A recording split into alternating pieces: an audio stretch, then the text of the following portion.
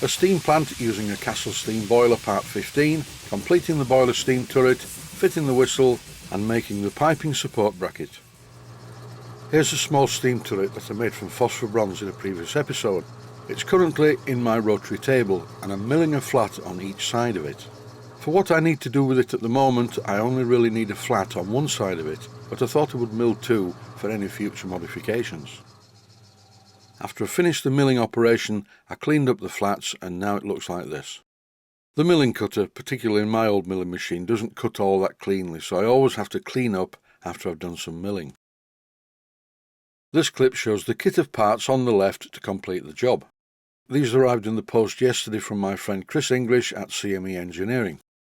The parts in the plastic bags are a 90-degree globe valve, a whistle valve and a 3/8 diameter whistle. Here is the turret in the boiler. The only problem is I can't screw the whistle valve in when the turret is fitted into the boiler. Maybe in retrospect I should have made the turret taller, but then I don't think it would look as good as it does, and also the globe valve would be stuck up in the air too far. It's no problem anyway. What I did was trim off the bottom part of the whistle lever, which for this job makes it look better anyway, then fit the whistle valve into the steam turret using some Loctite 542 to make sure it doesn't leak. And after fitting some shim washers to the turret, I managed to make it so that when I rotated it, it was in exactly the right position as it tightened up. Had I have needed to spanner this part into position, all I would have done is fitted a blanking plug into the hole at the top. The shim washers will make sure that the whistle valve ends up in the right position.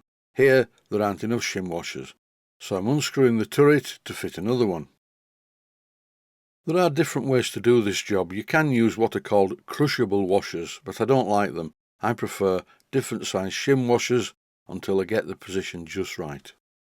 All you need is a bit of patience. If it doesn't fit at first, I do not recommend throwing the part across the room.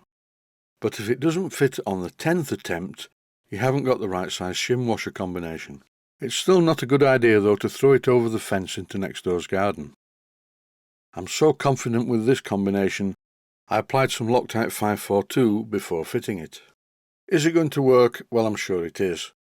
As I'm using the whistle valve as a lever, and it's only 1/4 of an inch thick, I need to be nearly there before I finally tighten it in position. But I got it wrong. The shim washer I fitted was a bit too thick. Should I leave it at this angle? Well, maybe not. Should I try and tighten it a bit further? Definitely not, it will snap the valve off. After I undid it and fitted a thinner shim washer, it was perfect. Here's the almost finished job. The whistle valve is fitted. The 90-degree globe valve is fitted in place. I just need to mount the whistle. I shortened the thread on the end of the whistle and then turned and threaded a small piece of hexagon bar which screwed onto the whistle valve and onto the whistle.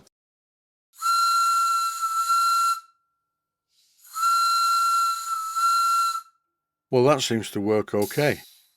The next job is to make a bracket to support the piping for the water pump inlet, the condenser drain and the blowdown valve drain pipe. Getting the size right is important. The first piece of brass was too big, the second piece was just right. I won't show the drilling operation, you've seen it 1,000 times before. Two of the holes in the brass were 3/16 of an inch in diameter, one was 5/32 of an inch in diameter. These were the sizes required to accept the pipe. Then I just drilled a couple of mounting holes in the brass, marked their position on the baseboard.